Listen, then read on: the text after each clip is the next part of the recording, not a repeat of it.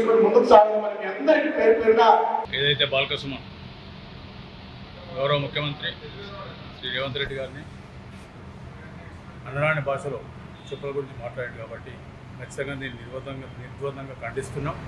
దీంతోపాటు తప్పకుండా నీకు చిత్తశుద్ధి, నీకు శుద్ధి జరుగుతుంది. దీనికి ఎక్కడికి పెట్టావు, నువ్వు ఎక్కడ తిన్నా కూడా నిన్ను దొరకబట్టి మా కాంగ్రెస్ పార్టీ కార్యకర్తలు ప్రజలు నిన్ను ఖచ్చితంగా శిక్షిస్తారు, ఏ రకమైన సందేహం లేదు. రేపటి నుంచి నువ్వు ఎక్కడ తిరుగుతావు మేము చూస్తాం. మా జిల్లాలకి రావాలి, జిల్లాలకు వచ్చినప్పుడు నువ్వు తిరిగినప్పుడు నీకు శాస్తి జరుగుతుంది. అధికారంలో ఉన్నప్పుడు అహంకారంతో ప్రవర్తిస్తూ అప్పుడు కూడా ఇవే వ్యాఖ్యలు చేసినారు. మీన్ని తిట్టుడు, వాన్ని తిట్టుడు.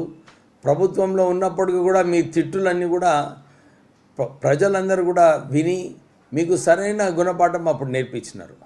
ఇప్పుడు కూడా మీకు అది అరే మా తప్పులైనాయి, మేము సరిదిద్దుకోవాలని చెప్పి ఆలోచన లేదు, కానీ మళ్ళీ అలానే ప్రవర్తిస్తున్నారు.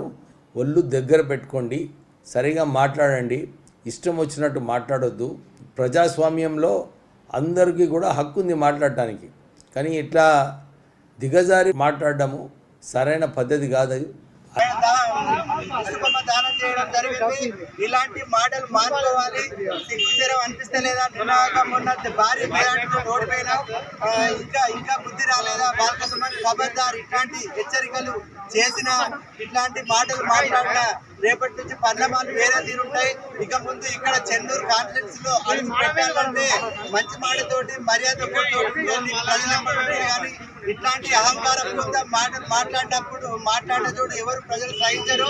ఇట్లాంటి మాటలు మాట్లాడుకోవాలని అలాంటి వివేక్ సార్ మీద సౌమ్యుడు, ఆయన ఎలాంటి తప్పు చేసేటోడు కాదు, ఎదుటోడిని అవమానించేటోడు కాదు. అట్లాంటి వ్యక్తిని చూసి నేర్చుకోవాలి తప్ప ఇట్లా దోహంకారిత మాట్లాడడం మానుకోవాలని చెప్పి మంచిర్యాల జిల్లాలో బాల్కసుమన్ వ్యాఖ్యలపై కాంగ్రెస్ శ్రేణులు నిరసన వ్యక్తం చేస్తున్నాయి.